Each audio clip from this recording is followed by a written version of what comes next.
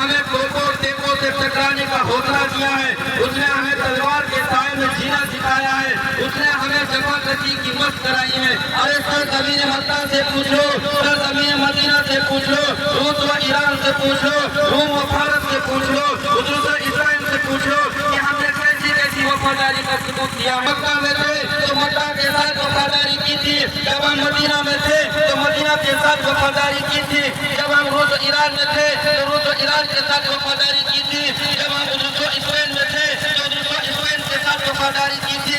اس بار جب ہم اسی بھارت کے اندر اپنے اکابرین کی شکل میں تھے تو ہم نے اس وقت ایسی وفاداری کا ثبوت پیش کیا کہ دنیا حیران و شدت رہ گئی۔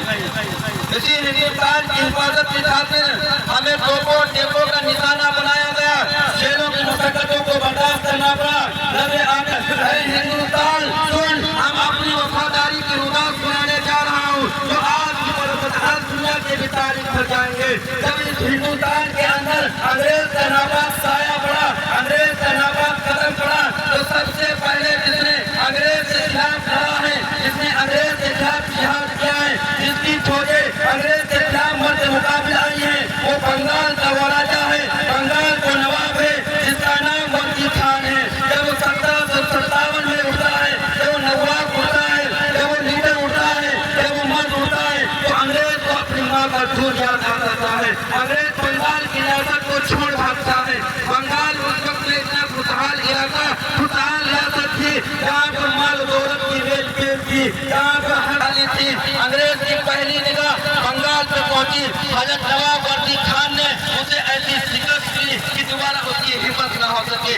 لیکن اس کے باوجود ہمیں کہنا پڑتا ہے کہ ہندوستان کی قوم نے کبھی بھی اپنے آپ کو مکاری اور سازشی میں نہیں کھپایا۔ اس نے نہیں جانا کہ مکاری کیا ہوتی ہے، عیاری کیا ہوتی ہے۔ یہ دیکھتے دیکھتے اس ریاست کے اندر جو اتنی خوشحالی تھی، انگریز نے سوچا کیا ورکی خان کی فوج کو تلوار کے ذریعے سے ہرانا ممکن ہے، تو وہی پرانا کھیل، وہی پرانے شکاری، انہوں نے کہا کہ اب ہم ان کے افراد کو خریدیں گے، انہی کے افراد کو خریدیں گے۔ دھیرے دھیرے ان کے افراد ان کو مل گئے، وہ چند ٹھیکوں پر، چند زمینوں کے اوپر اپنا ایمان کو دے چکے تھے۔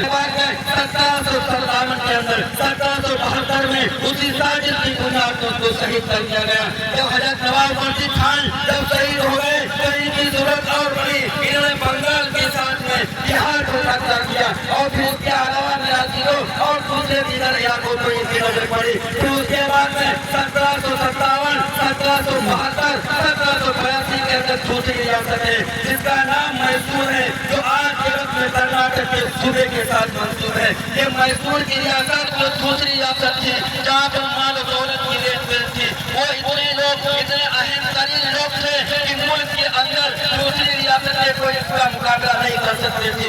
اس ملک کا کون والی تھا، اس ملک کا کون بادشاہ تھا؟